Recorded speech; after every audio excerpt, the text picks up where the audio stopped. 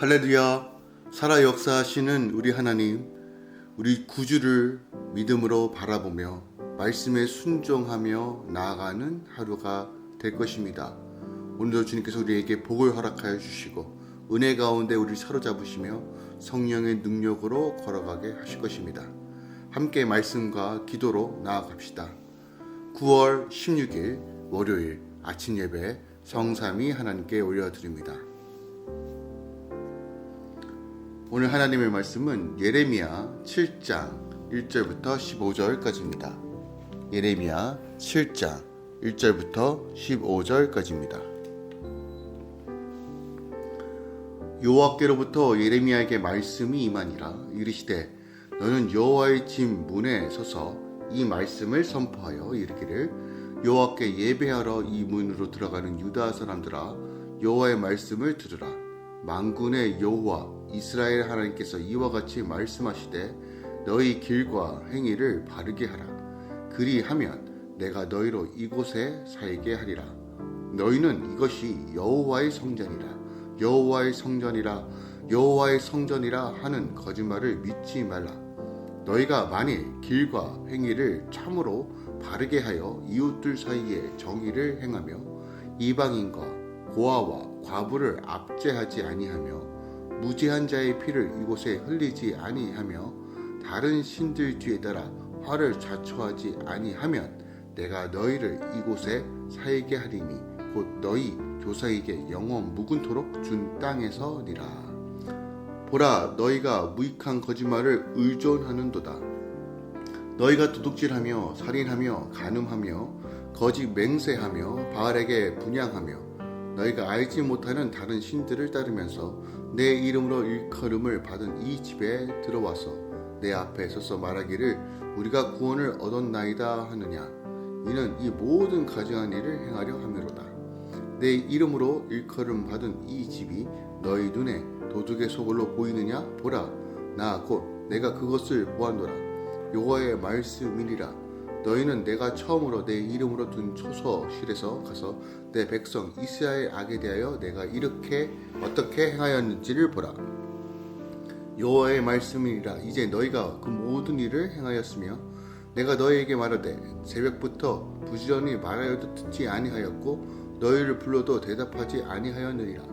그러므로 내가 실로에 행한 것이 너희가 신뢰하는 바 내 이름으로 일컫는 바는 이 집 곧 너희와 너희 조상들에게 준 이곳에 행하겠고 내가 너희 모든 형제 곧 에브라임의 자손을 쫓아낼 것 같이 내 앞에서 너희를 쫓아내리라 하셨다 할지니라. 아멘. 하나님의 말씀입니다. 예레미야가 성전 앞에서 유다 백성에게 너희 길과 행위를 바르게 하라라고 선포하죠. 말씀으로 삶을 살아내는 사람은 하나님이 그들의 조상에게 주신 땅에서 영원히 살 것이라고 말씀하십니다. 그러나 그들은 구원을 얻었다고 하면서도 가증한 일을 행하기에 에브라임 자손처럼 쫓겨날 것이다 라고도 경고하시죠.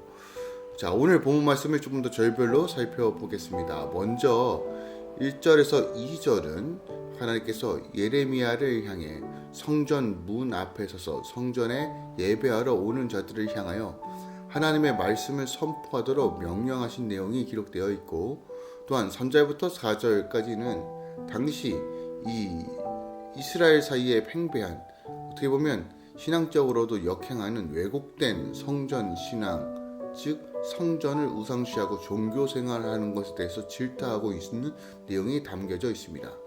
또한 5절부터 7절은 이 이스라엘 백성 선민들에게 참 신앙이 확립되고 그에 부합한 삶을 살 때 하나님께서 축복하여 주신다는 것을 다시 한번 명확하게 말씀하시죠. 그리고 8절부터 이제 11절까지는 이 왜곡된 성전 신앙과 관련된 범죄, 그리고 혼합주의적 신앙, 그리고 형식적인 신앙 형태에 대한 지적을 말씀하고 있습니다. 그리고 15절부터 15절까지는 왜곡된 성전 신앙으로 불순종을 끝내 고집하는 이제 유다에 대한 과거, 하나님께서 황복해 하신 실로를 예중으로 들어 심판하실 것이라고 선언하고 계십니다. 유다는 므낫셋과 아몬 왕의 악한 통치로 인하여 성전 예배마저도 중대한 위기에 처하기는 하였지만, 당시 요시아의 종교 개혁과 성전을 수리로 하는 문으로 인하여 성전 예배가 다시 복원되었어요. 하지만 당시 그 성전 예배가 복원되었긴 하였지만 요시아 시대의 성전 예배는 다분히 형식적인 경향이 매우 강했습니다. 그것은 므낫셋과 아몬 통치기 동안 유다 백성들이 워낙 우상 숭배에 깊이 물들어 있었기 때문이죠.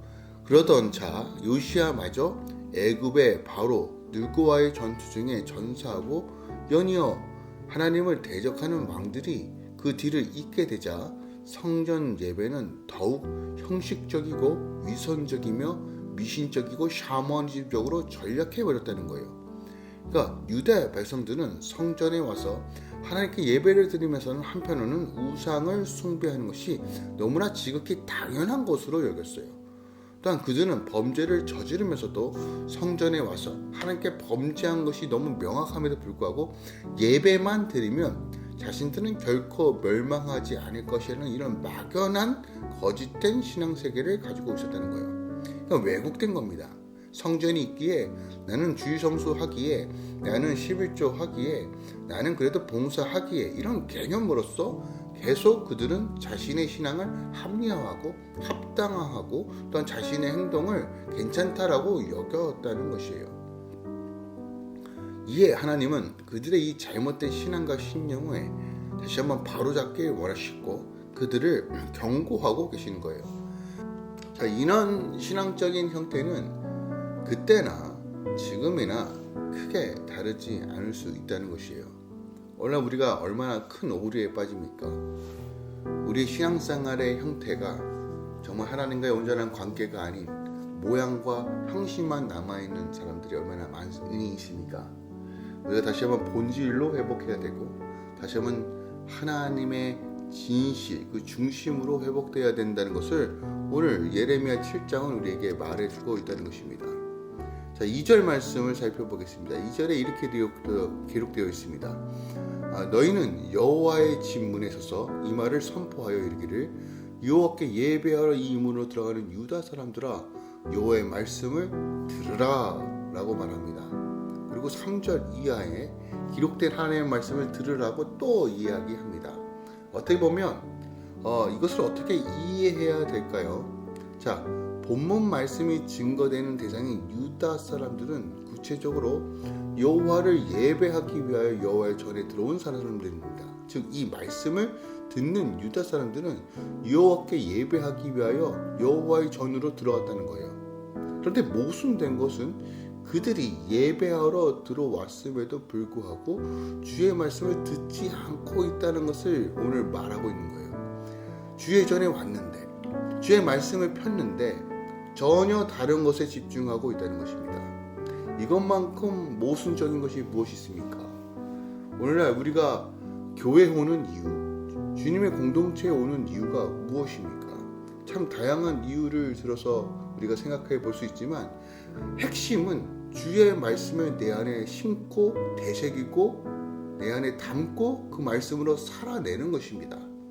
결국 우리가 듣지 않으면, 주의 말씀에 집중하지 않으면 예배는 의미가 없는 것입니다. 오늘 하나님은 여호와의 말씀을 들으라라고 재차 외치고 있습니다.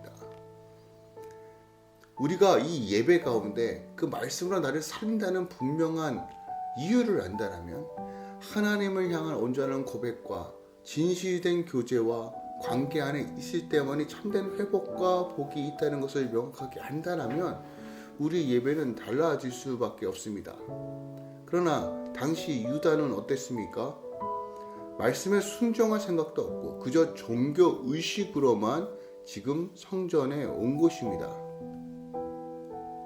하나님께 이렇게 눈도장만 찍으면, 발자국만 남기면 괜찮다라는 이런 막연한 우상 숭배를 섬겼던 건가? 즉, 내가 편한 방식으로 신앙생활하고 있다는 것이에요. 내가 편한 방식, 내가 편한 예배, 내가 편한 방식의 메시지, 내가 편한 방식의 사람의 관계들, 이런 방식으로만 교회 생활, 신앙생활을 하고 있었다는 것을 지적하고 있는 것입니다. 하나님을 경외하는 것, 하나님을 예배하는 것은 이런 차원이 아닙니다. 기억하십시다. 내 중심적 신앙생활은 다 우상 숭배입니다. 하나님을 예배하는 것은 하나님 중심으로 내 삶을 바꾸는 것입니다. 청종하는 것입니다. 듣고 듣는 것입니다. 순복하는 것입니다. 당시 유다가 거짓된 신앙체계로 깨어졌던 것처럼 오늘날 여전히 우리 안에도 이런 도전들이 있어야 합니다. 하나님은 명확하게 말씀하십니다. 영과 진리로 예배하는 자들을 찾고 계신다라고 말합니다. 하나님을 경외하는 자들을 하나님께서 부르신다라고 말씀하십니다. 내 목적과 내 안위와 내 만족을 위해서 이곳저곳 기웃기웃 거리는 것이 아니라 진실되게 하나님 앞에 나아가 하나님을 예배하고 주의 말씀에 청종하는, 그리고 말씀 가운데 살아내는, 순종으로 나아가 열매 맺는 삶, 이것이 어떻게 보면 전부입니다. 하나님을 알기를 사모하십시오. 그 암을 통해서 누리는 풍성함을 바라보십시오. 그 풍성함 때문에 맺어지는 열매들을 사모하십시오. 하나님께서 모든 할렐루야 교회 성도들과 또한 이 아침에 함께 말씀을 묵상하는 모든 주의 자녀들의 삶 가운데 하나님의 그 놀라운 열매들, 그 복된 삶으로 인도해 주실 것입니다. 마태복음 15장 8절에서 9절입니다. 이 백성이 입술로 나를 공경하되 마음은 내게서 멀을도다. 사람의 계명으로 교훈을 가르치는 삶을 가르치느니 나를 헛되이 경배하는도다 하다라는 이 예수님의 경고의 메시지를 듣기 원합니다. 우리는 피조물입니다. 피조물이 창조물을 찾는 것은 지극히 당연한 것입니다. 그러나 피조물이 창조주이신 하나님을 바라보지 않으면 우리는 자꾸 다른 것들을 의지하려고 하는 경향이 많습니다. 그 핵심이 나 자신을 섬긴다는 것입니다. 피조물이 자기 신을 섬기는 순간 멸망할 수밖에 없습니다. 하나님을 경외한다면, 그의 말씀의 가치를 깨닫는다면, 그 놀라운 복과 비밀을 사모한다면 오늘도 주의 말씀에 순종하고 순복함으로써 바른 자세와 바른 태도로 오늘도 나아갑시다. 주님이 우리와 함께 하십니다. 기도하겠습니다. 사랑하는 주님, 감사드립니다. 할렐루야 교회와 주의 성도들, 또한 이 아침에 함께 말씀을 나누는 주의 자녀들 가운데 다시 한번 각성되는 시간 되길 원합니다. 제된 우리의 본성들이 깨어지고 하나님을 하나님으로 여기며 섬기는 진정한 주의 자녀들의 삶의 회복이 일어나게 하소서. 특별하게 어떠한 상황과 환경 속에서도 하나님을 바라보며 믿음으로 걸어가는 복된 성도의 삶 살게 하소서. 주님께 영광, 그 영광의 영광이, 그 영광의 순환들이 온전히 주의 자녀들에게 임하고 펼쳐지게 하소서. 이제는 우리 주 예수 그리스도의 은혜와 우리 하나님 아버지의 놀랍고 지극하신 사랑과 성령 하나님의 이것도 충만 역사하심이 이제부터 영원까지 함께 계시길 간절히 축원하옵나이다. 아멘.